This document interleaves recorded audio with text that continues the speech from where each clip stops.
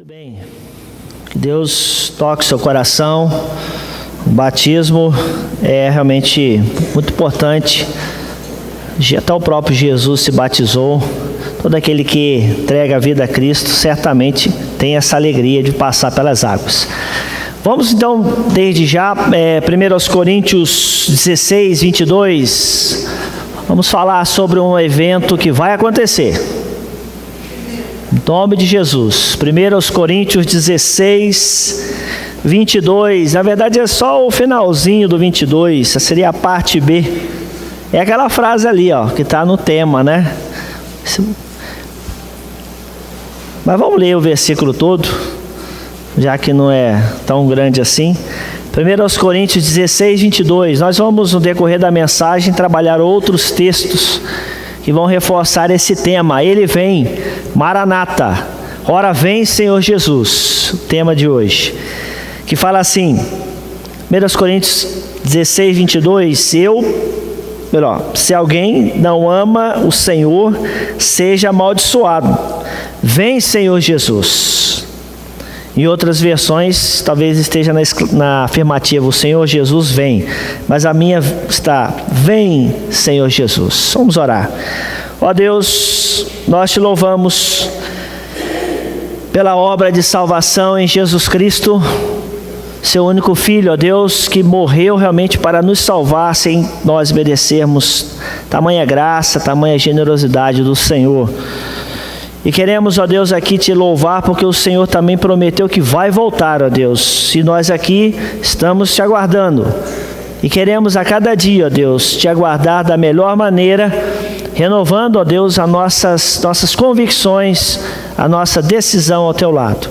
Que nesta noite, ó Deus, haja a renovação no coração de cada servo teu que já abraçou a fé, para que, se porventura esteja desanimado, esteja focado em outras coisas desta vida e por isso esteja desiludido, possam lembrar desta promessa de que o Senhor falou que vai voltar.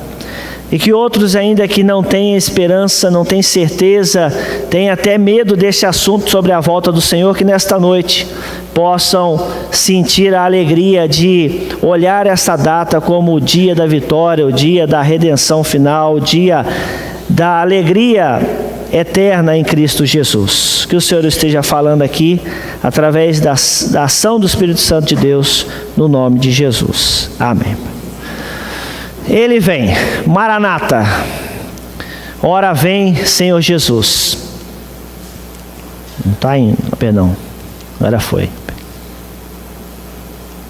Vamos voltar lá que já foi demais. Aí. Muito bem, Maranata, irmãos, foi uma palavra que os cristãos primitivos lá, os cristãos de Jerusalém, ao longo dos seus primeiros anos de fé, começaram a desenvolver essa expressão, começaram a utilizar essa palavra. É uma palavra de origem aramaica, né? E tão importante na história da igreja que os cristãos de língua grega também passaram a mencionar Maranata nas suas orações ou como aspirações, né? Sobre o futuro. Então é uma palavra de origem aramaica e até hoje, né, nós também a usamos, até igrejas com esse nome. E essa carta aos Coríntios, que foi escrita na língua grega para cristãos gregos, né, porque Corinto é uma cidade até hoje grega, e eles também usavam essa expressão Maranata, que ali tem um significado, né, bem dividido as palavras, né? Senhor nosso vem, né, seria uma tradução literal, né? E mais adiante a gente vai ver que pode ser colocada tanto na afirmativa, nosso Senhor vem, ou também na exclamativa, vem Senhor Jesus. Preferencialmente eu prefiro essa exclamativa, vem Senhor Jesus, que dá uma ideia de uma súplica, Senhor, vem logo, né? Porque a coisa aqui está cada dia mais difícil, o ar aqui embaixo está cada dia mais irrespirável, por causa desse mundo que continua sendo dominado pelo mal, e a cada dia ele se intensifica no cerco contra nós, irmãos. Vamos falar a verdade, nós nos assemelhamos a uma base militar estrangeira num território inimigo, né? Seria mais ou menos uma ilustração bem moderna. Os Estados Unidos têm base militar em vários lugares do mundo, principalmente no Oriente Médio, onde a hostilidade aos americanos acho que é a maior do mundo, né? Então imagine um soldado americano, né, lá numa base no Afeganistão, no Iraque. Por mais bem armado que esteja, né, está chamado de zona verde, mas é uma zona verde, porém não é tão verde como lá nos Estados Unidos. Se ele estivesse lá na América, né, lá no seu país, aí sim, né, ele está em casa. Mas lá, né, no Iraque, lá em Bagdá, se ele for em alguns lugares ali, ele corre muito risco, até na própria zona verde. Então nós nos assemelhamos a essa situação. Nós vivemos no mundo que o inimigo, infelizmente, domina as pessoas, ainda que o mundo seja criado por Deus, pertence a Deus pelo direito de criação, mas o sistema do mundo que nós vivemos todo dia, ele é dominado pelo mal. Então, nós vivemos uma situação de como se estivéssemos sufocados, né? Como se estivéssemos num ambiente que não é nosso, e realmente não é nosso.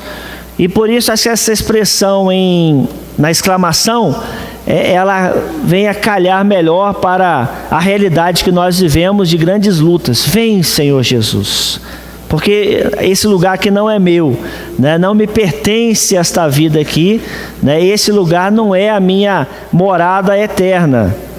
Então vem, Senhor Jesus, que eu quero logo ser, né, absorvido para a sua presença. Então esse termo Maranata expressa essa ansiosa esperança. Tem um momento de ansiedade que nós devemos ter, deve ser nessa hora aí.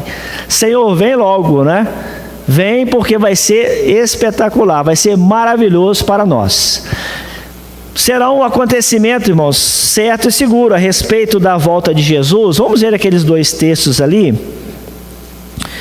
Vamos ver primeiramente Atos 1:11. Na verdade nós vamos regredir-nos um pouquinho mais. Vamos ler do 9 ao 11.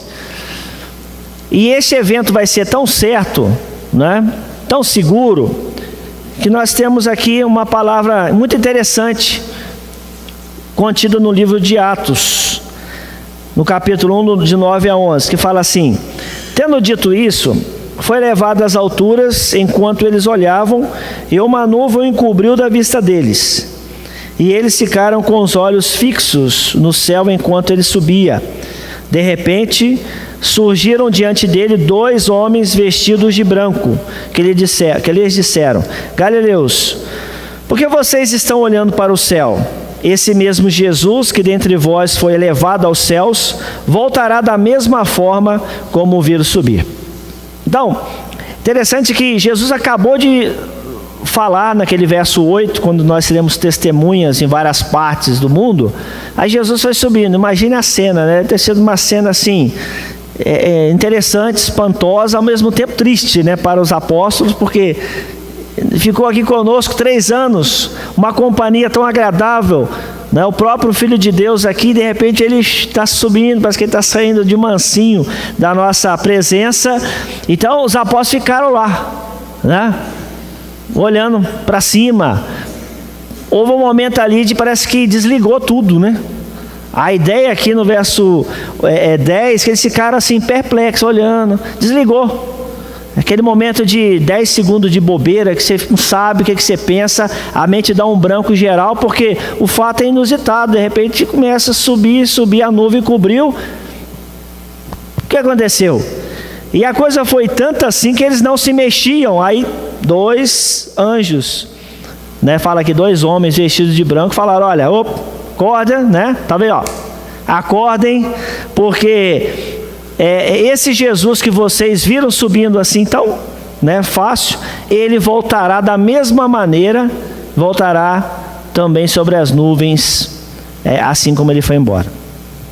Então foi interessante isso, porque até soou como uma repreensão, né, uma repreensão leve, né? Porque eles falam: Galileus, o que houve com vocês, né? Por que vocês estão tão focados ou perplexos pelo que vocês estão olhando, né? Por que vocês estão parados? A obra é gigantesca para ficar olhando para o céu.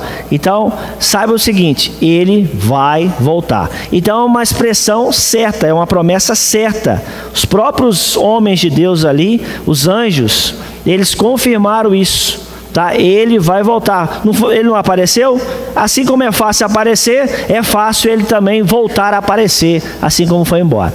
Então, devemos gravar bem isso. É uma promessa segura e garantida. O porquê da repreensão é porque realmente eles estavam perdendo tempo. O relógio estava rolando.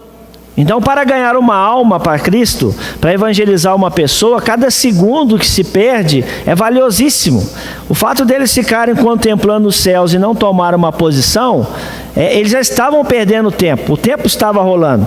E outra coisa, Jesus tinha acabado de falar para eles, vocês serão minhas testemunhas em várias partes do mundo, então podem ir.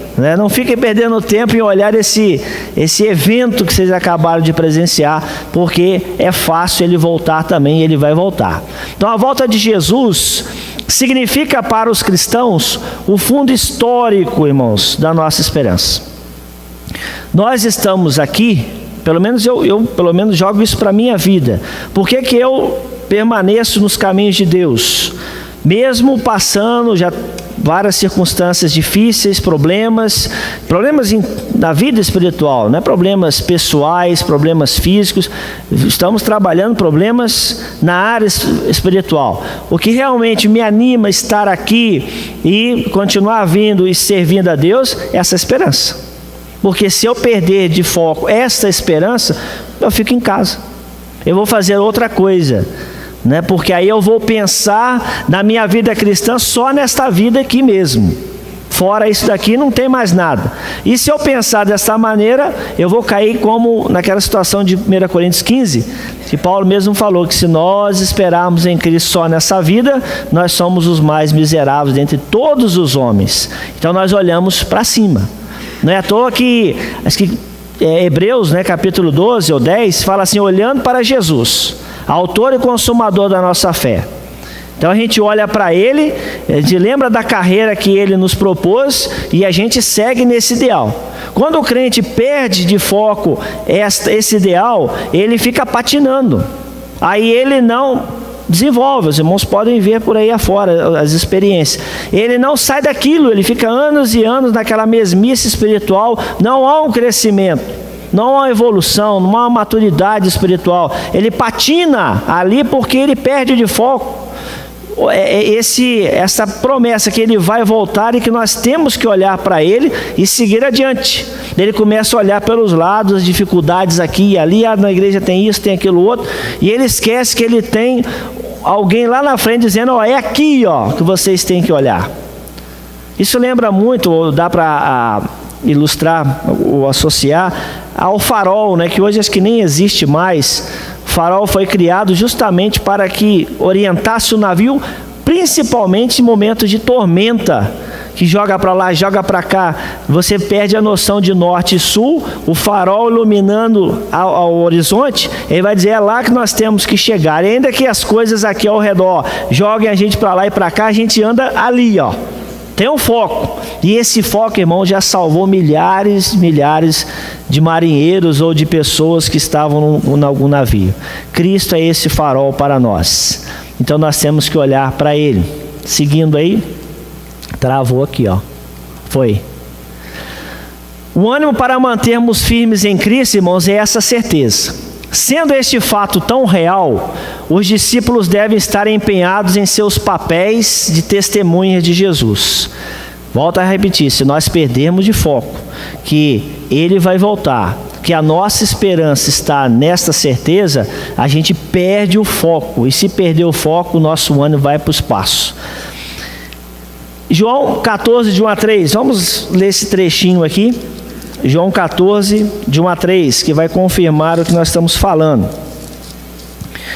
João 14, de 1 a 3 fala assim, não se turbe o vosso coração, creio em Deus, creio também em mim, na casa de meu pai há muitas moradas, ou aposentos, né? Se não fosse assim, eu lhes teria dito: vou preparar-lhes lugar.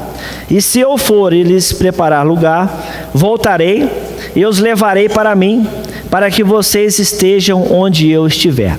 Então essas palavras de Jesus foram escritas para deixar seus discípulos descansados. Interessante, olha, Jesus, antes de ir embora, ele falou isso durante uns dias. E João 14, ele deixou bem claro: olha, fiquem tranquilos, eu vou voltar. E no dia que Jesus subiu, eles estavam lá. Parece que esqueceram. Uma característica, infelizmente, nossa, é que a gente esquece muito rápido aquilo que nos é ensinado.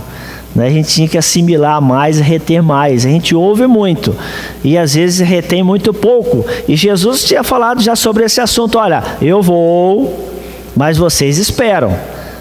E Jesus ficou 40 dias ainda, né? Depois da sua ressurreição, falando e repetindo essas coisas. Mesmo assim, na hora do vamos ver, eles esqueceram. Ao mesmo tempo, Jesus deixou essas palavras para que nós fixássemos nossos olhos nele, né, em plena confiança.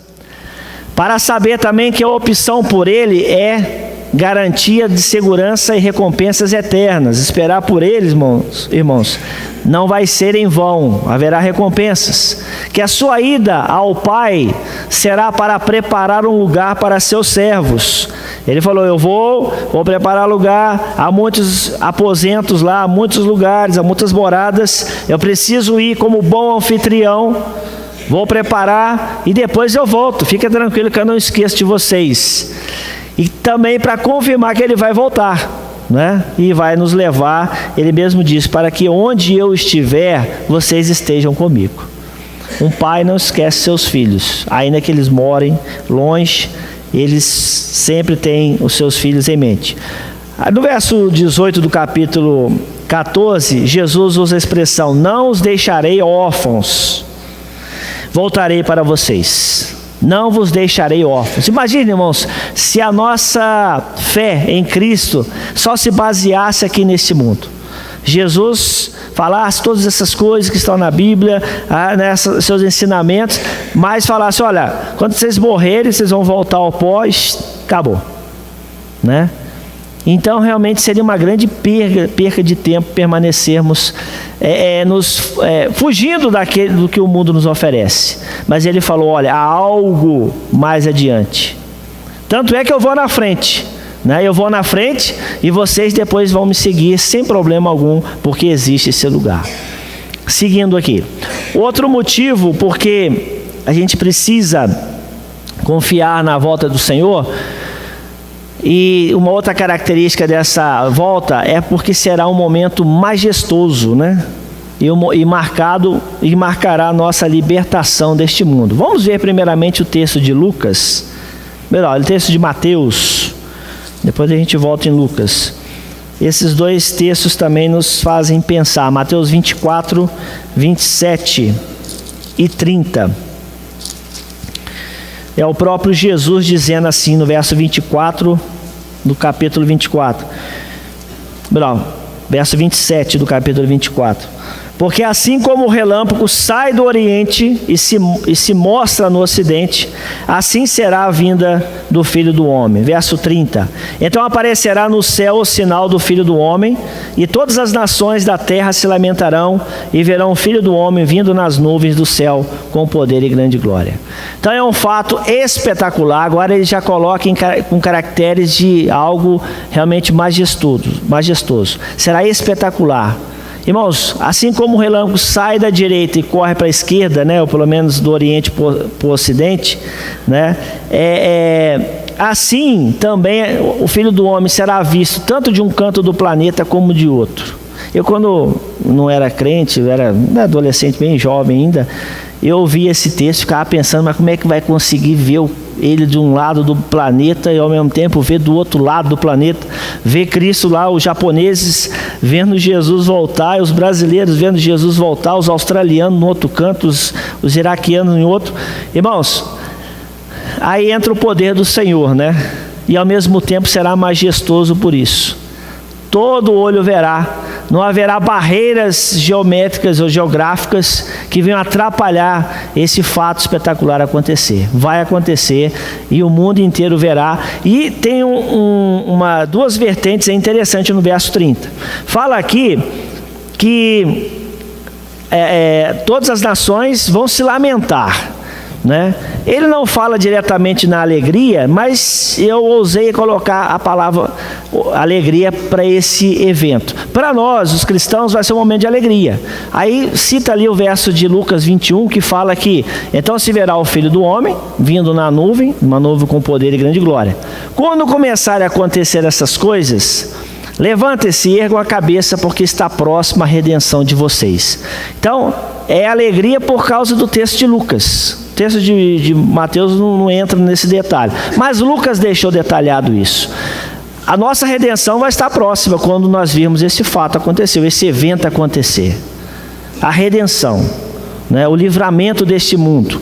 A recompensa por anos e anos de fidelidade a Deus, de decisão, de escárnios que a gente sofre, né? E por fugir, ou por dizer não ao diabo, a esse mundo, o Senhor vai saber nos redimir para sempre na eternidade. Já somos redimidos em Cristo hoje aqui, mas ainda permanecemos nesse mundo, ainda temos que lutar contra esse mundo. Mas aquela redenção vai marcar o livramento de tudo que é ruim aqui. O livramento até desse corpo, nos dando um corpo novo, um local novo, onde não haverá tristeza, dor, sofrimento, coisa alguma, e haverá só satisfação e alegria eternas. Então será alegria para nós, porque finalmente esse dia chegou, né? Finalmente esse dia chegou. Agora, em compensação, para aqueles que deixarem a decisão passar e não deram um passo a favor de Cristo, haverá medo e pavor. Aí eu lembrei desse texto de Apocalipse, vamos ler rapidamente aí, que fala assim: então os reis da terra, os príncipes, os generais, os ricos, os poderosos, todos os homens, quer escravos, quer livres, esconderam-se em cavernas e entre as rochas das montanhas. Eles gritavam às montanhas e às rochas: caiam sobre nós e escondam-nos da face daquele que está sentado no trono e da ira do Cordeiro. Pois chegou o grande dia da ira deles, e quem poderá suportar? Irmãos, no Antigo Testamento tem um ensinamento a respeito do dia do Senhor, né, de um apocalipse lá no Antigo Testamento. Existe essa expressão dia do Senhor. Você encontra muito isso nos profetas, né? O dia do Senhor será terrível, o dia do Senhor virá. Os profetas maiores e os menores, eles mencionam isso, e eles mencionam, mas é para Israel, dizendo: olha, vocês estão sendo advertidos, os profetas estão pregando a palavra, vocês continuam na idolatria, o dia do Senhor virá e será terrível. Esse texto aí, ele tem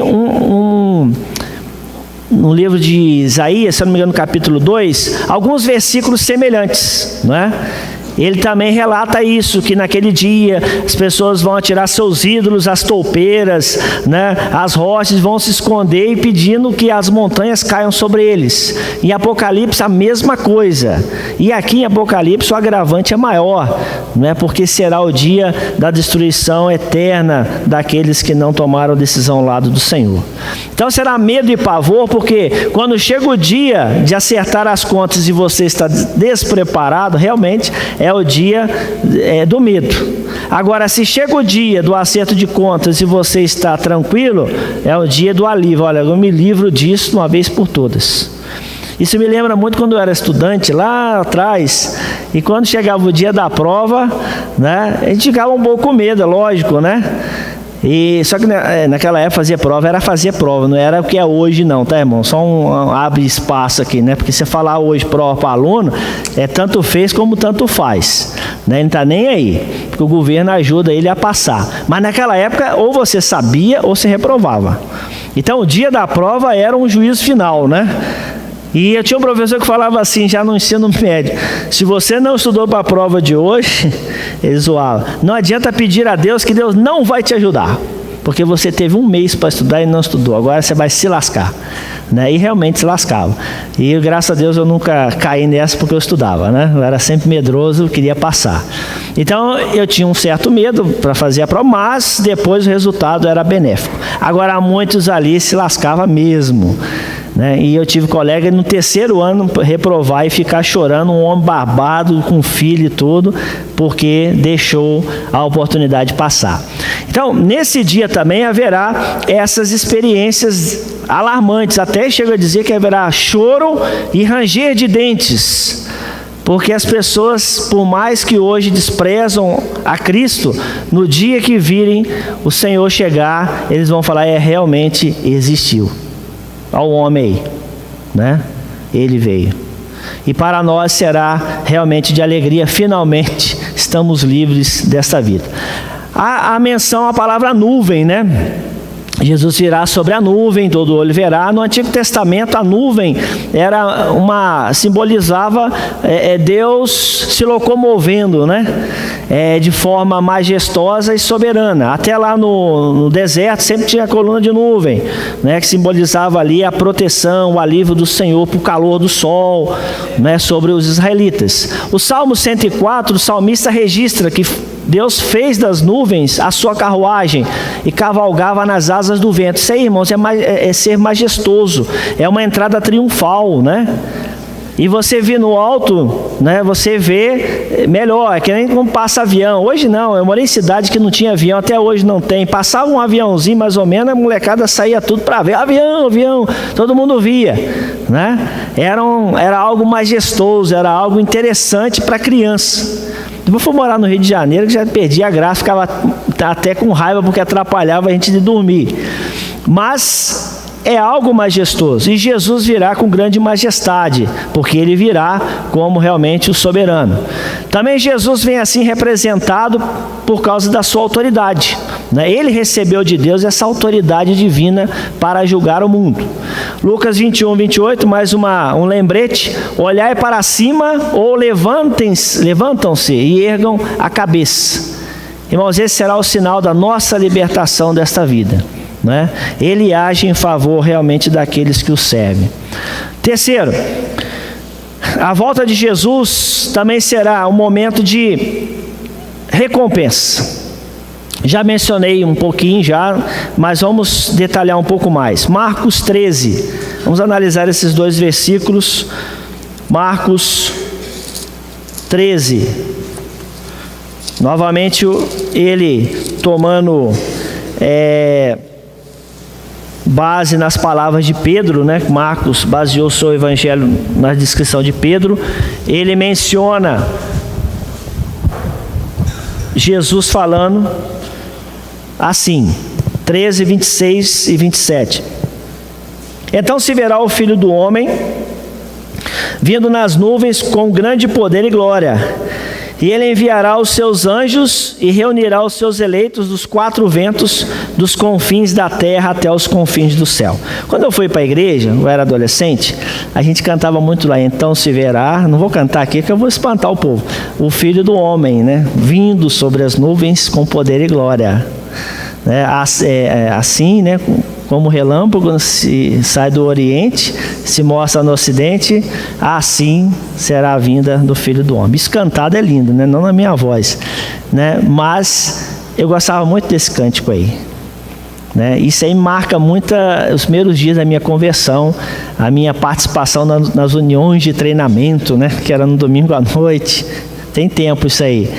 E a gente cantava mais na união de treinamento. Na escola bíblica era meio corrido, não dava para cantar muito não. Na união de treinamento, esse era um dos prediletos meus, esse corinho. E os adolescentes cantavam com alegria esse cântico.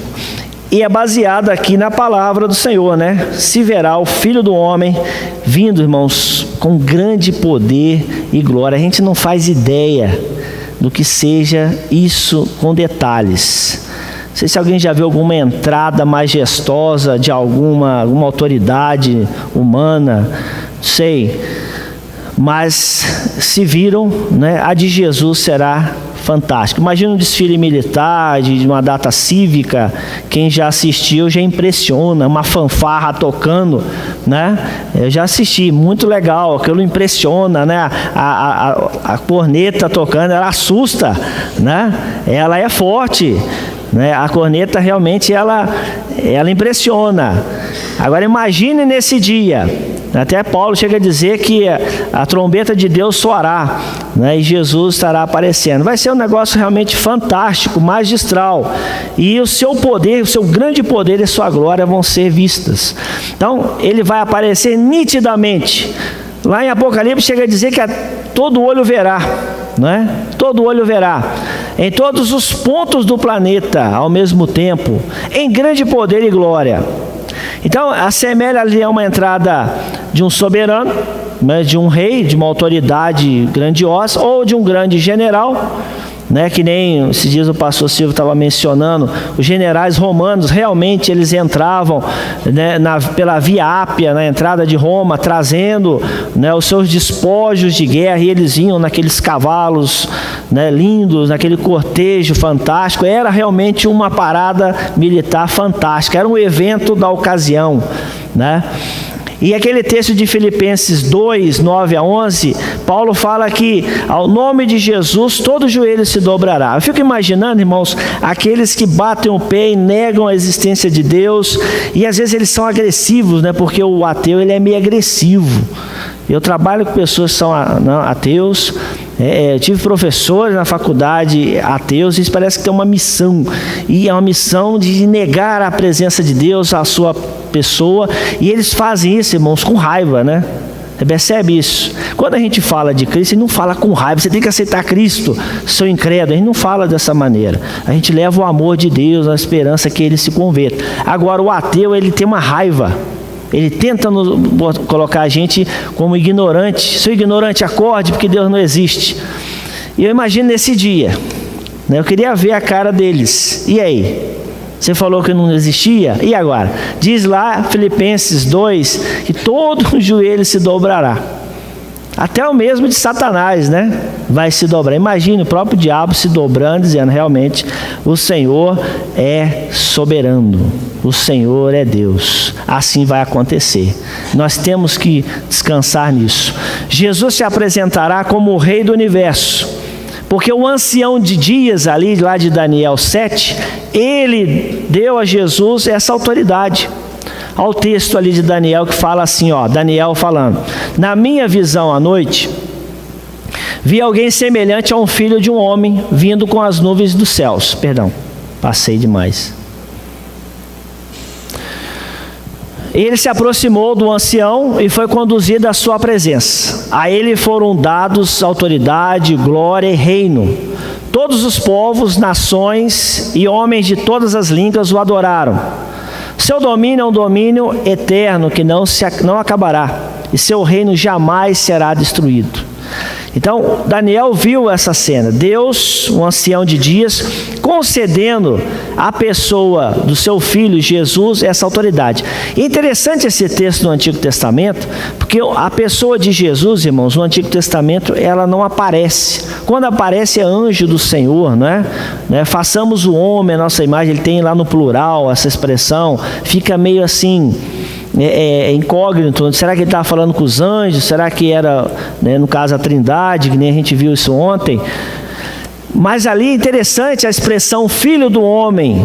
Ezequiel também usa muito essa expressão, era nova na ocasião, para nós não, para a gente, em Cristo, a gente, quando Jesus veio, ele foi falando essas expressões, então para a gente é fácil entender, mas o profeta ter relatado isso foi muito interessante, porque Deus, na visão do judeu, era o soberano, o único Deus, e de repente ele transfere ao filho essa autoridade. Quem é esse filho? Esse filho é da mesma essência que esse pai, que esse Deus soberano.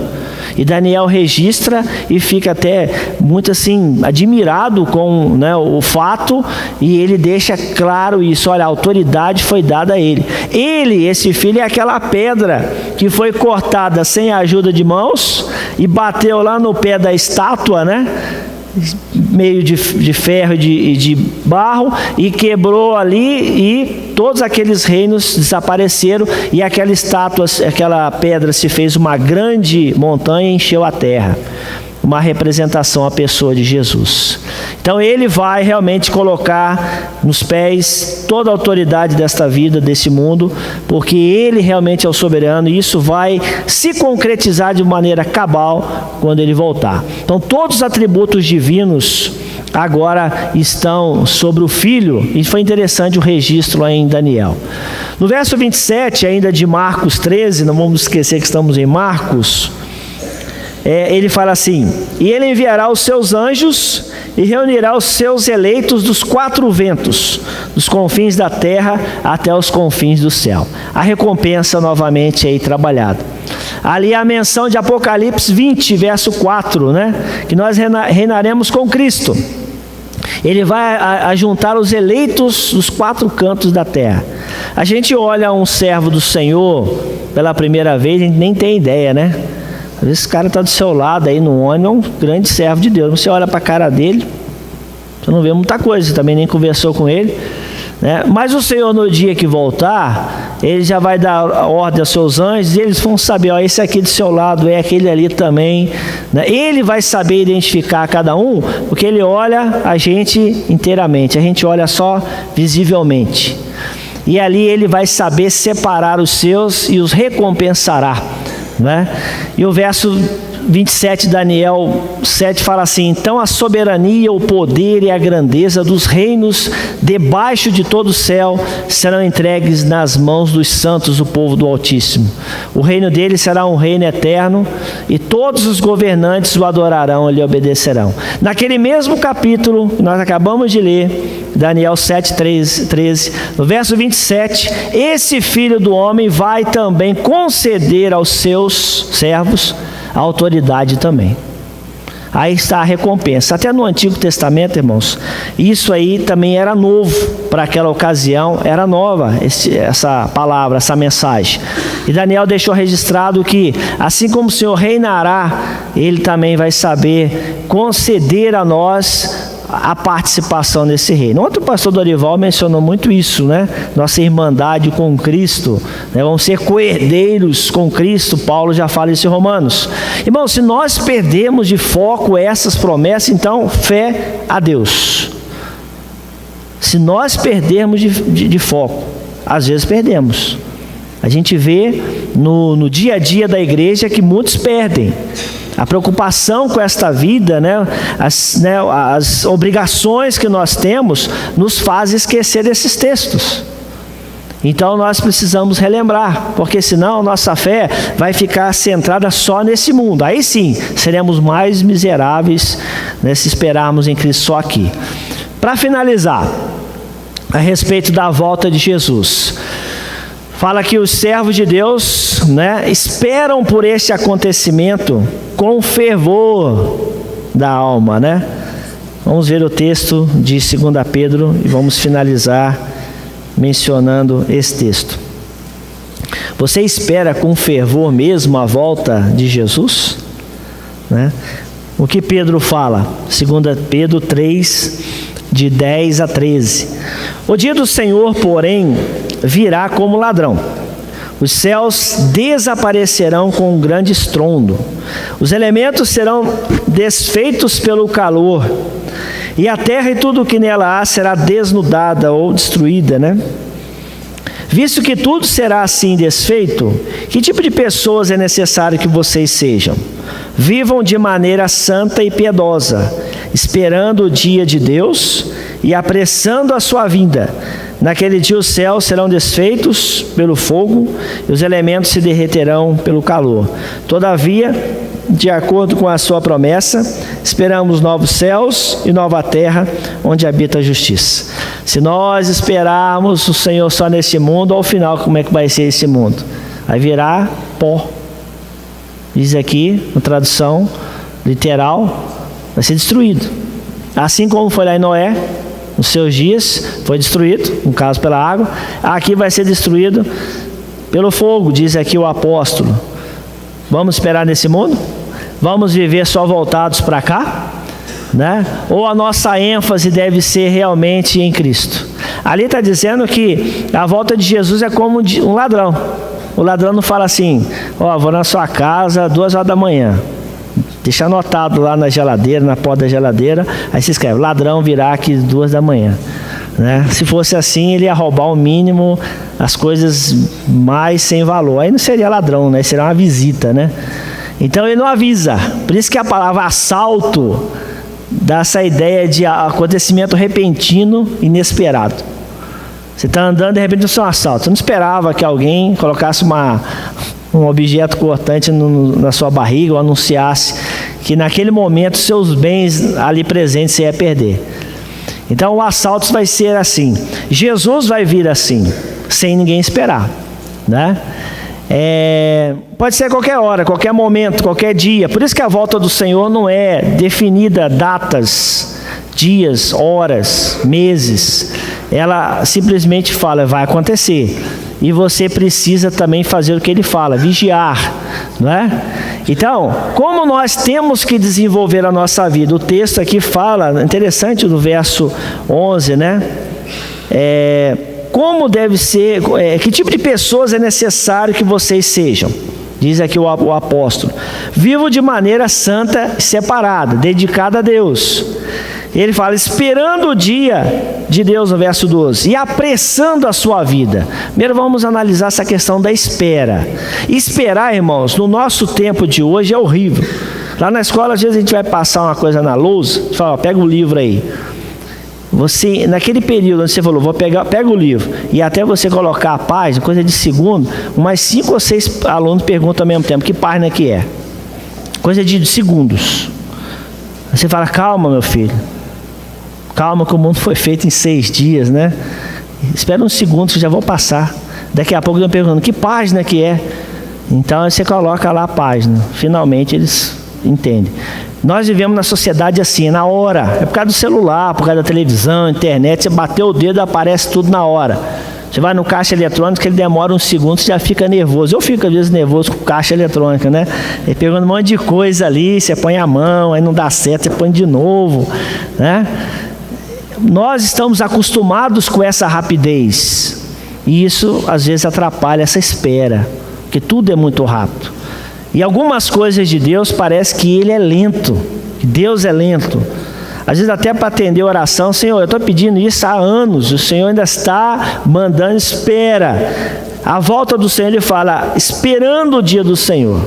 Coisa terrível na vida é esperar ônibus. O ônibus, eu lembro meu pai falando assim, você espera o ônibus não te espera, né? Ele obriga você a chegar antes, e Ele é livre para chegar a hora que Ele quer. E realmente é assim. Mas eu perdi o ônibus por causa de 1 minuto. Perdeu. Agora, se você ficasse 10 minutos esperando ele, você poderia reclamar, mas nada ia mudar.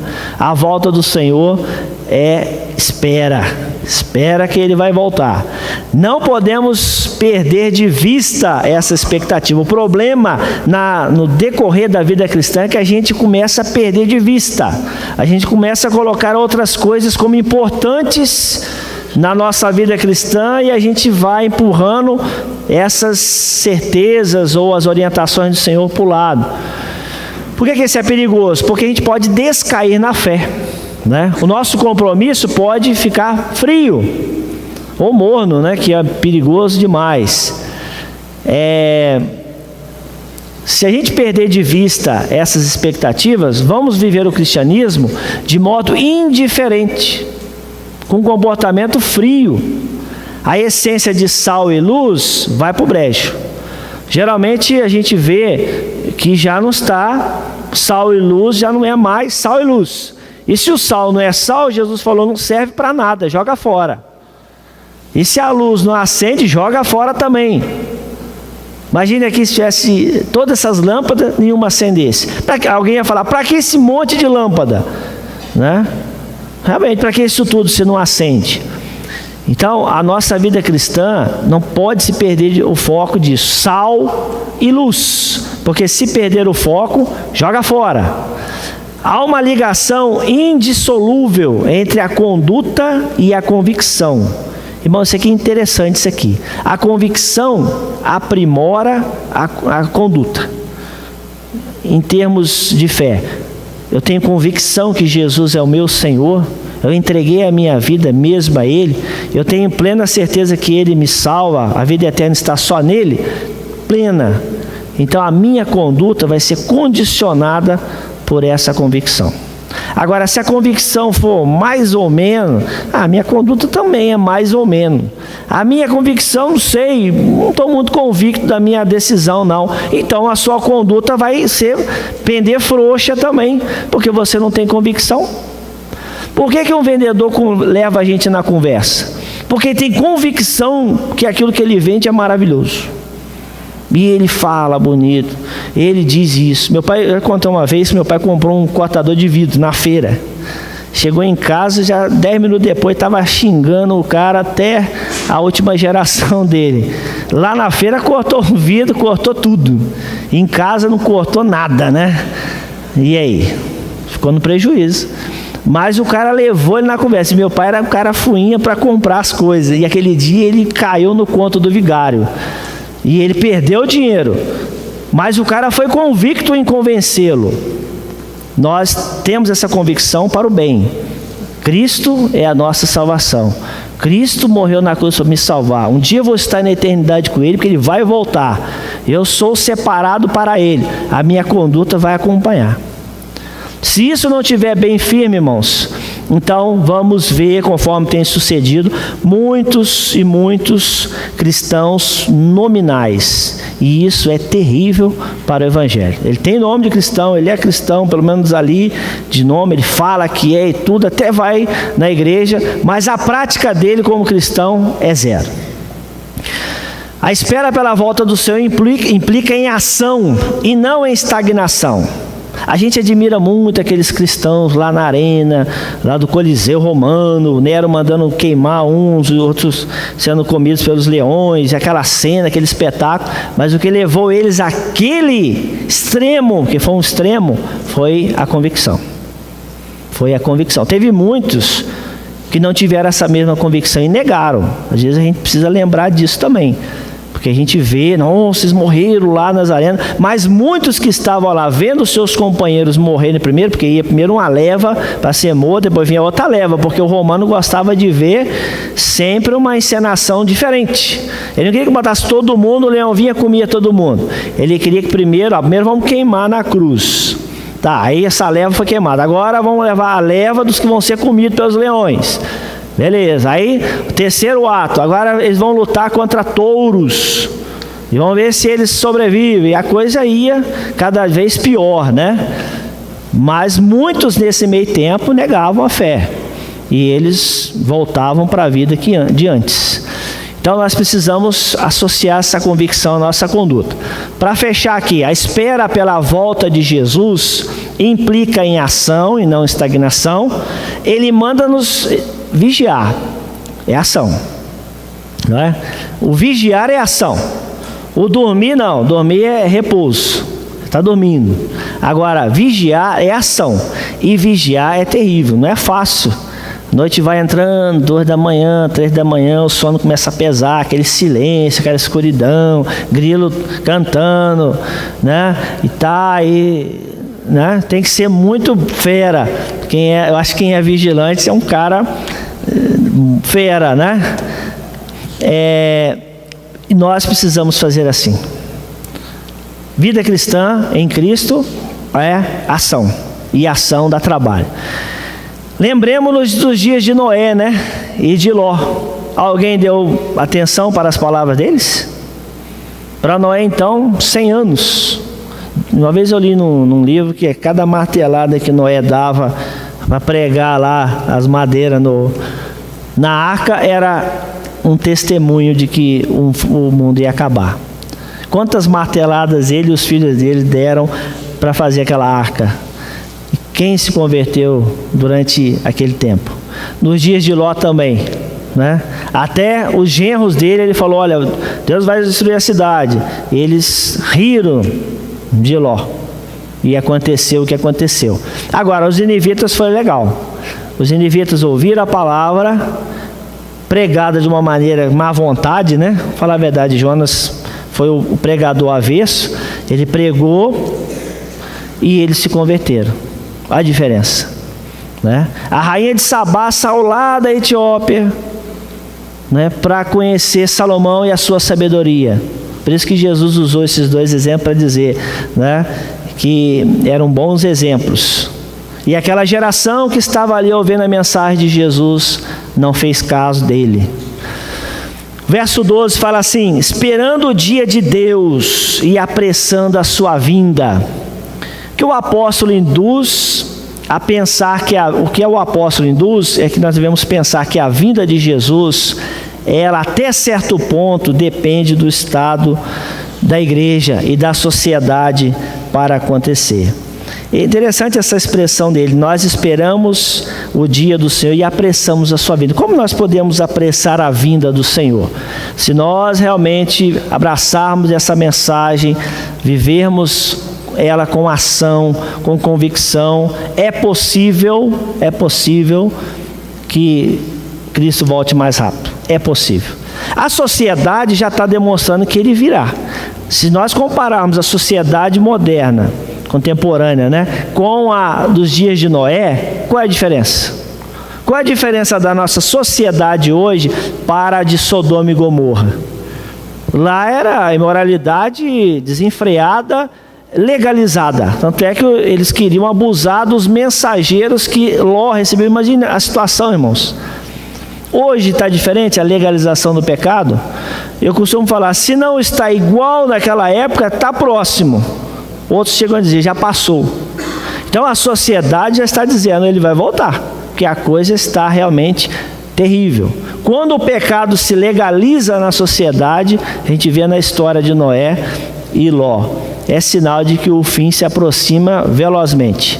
E nós, se vivermos realmente de forma íntegra e com qualidade realmente conforme ele espera, nós vamos contribuir também para que ele volte. É um ponto que destaca a importância da igreja nos planos de Deus, uma vez que ela é relevante em seu tempo e nesse mundo. A igreja coopera ativamente com Deus na redenção da humanidade. Aí. E conclusão, fechando aqui, a volta de Jesus, ela é inevitável, queira você, né, ou não. Ela vai acontecer, você estando preparado ou não. Ela vai acontecer. A questão é, você quer subir com Jesus quando ele voltar? Então viva para ele. Daí esse dia será para você o dia completo da sua redenção. Se você realmente aguarda esse dia com grande ansiedade, então você está contando as horas para que ele venha. Semelhante lá o cara na cadeia que fica riscando lá na parede a cada 5 dias, né? Menos 5, e vai. Talvez nós façamos isso. Senhor, volte logo nas suas orações. Senhor, venha logo. Será desejado por você, se realmente esse dia for desejado, como foi no passado, quando os cristãos falavam, Maranata, ora vem, Senhor Jesus. Eles esperavam a volta de Jesus por aqueles dias. E eles tiveram tão firmes nisso, que essa expressão ganhou forma. Vem, Senhor Jesus. Eu acho que deve ser a mesma expressão nossa. Senhor, vem. Ou queremos continuar nesse mundo que a cada dia se deteriora mais e mais? O que nós podemos esperar, irmãos, do sistema deste mundo? Vamos esperar que a corrupção no Brasil vai acabar, né? Esperar que a justiça vai ser igual para todos, você sendo rico ou sendo pobre, a justiça vai ser que nem aquela estátua, né? Ela com as vendas nos olhos, sem olhar esse ou aquele. Vamos acreditar que a paz que o homem tanto fica falando pelo mundo aí afora, paz, e ela nunca vem, que o homem cada vez se arma, né, para a guerra, né? Não é à toa que um grande filósofo romano, na época de Júlio César, falou, né, se você quer a paz, prepara-te para a guerra, né? Antes de estourar as grandes guerras mundiais, havia um grande ensinamento pela paz, só que era a paz armada. Cada vez mais as nações se armavam e logo depois estouraram as grandes guerras mundiais. Essa é a paz do homem. Será que nós podemos acreditar que esse mundo vai melhorar? Não quero trazer uma palavra pessimista, mas eu só quero dizer aos irmãos, os nossos olhos precisam focar cada vez mais na volta de Jesus. E que assim possamos viver o cristianismo melhor, com melhor qualidade. Esse é o objetivo no servo de Deus. E se alguém aqui ainda está inseguro a respeito da vida eterna, a mensagem está clara: Jesus vai vir e Ele espera que você esteja preparado. E fechando, lembrando de 2 homens do Antigo Testamento. Qual foi a orientação de Jacó antes de morrer? Olha, eu vou morrer, mas vocês me enterrem na terra de Canaã. Depois José: olha, eu morro, mas certamente Deus vai visitar vocês. Leve os meus ossos daqui. Né? Isso aí, irmãos, era fé na presença de Deus, né? Na ação de Deus. E Deus falhou com eles? Com José, então, falhou? E José foi levado, os ossos dele foi enterrado na terra prometida. Essa mesma convicção que José teve, nós devemos ter. Amém? Vamos cantar. Vou convidar aqui novamente a equipe de louvor para mais um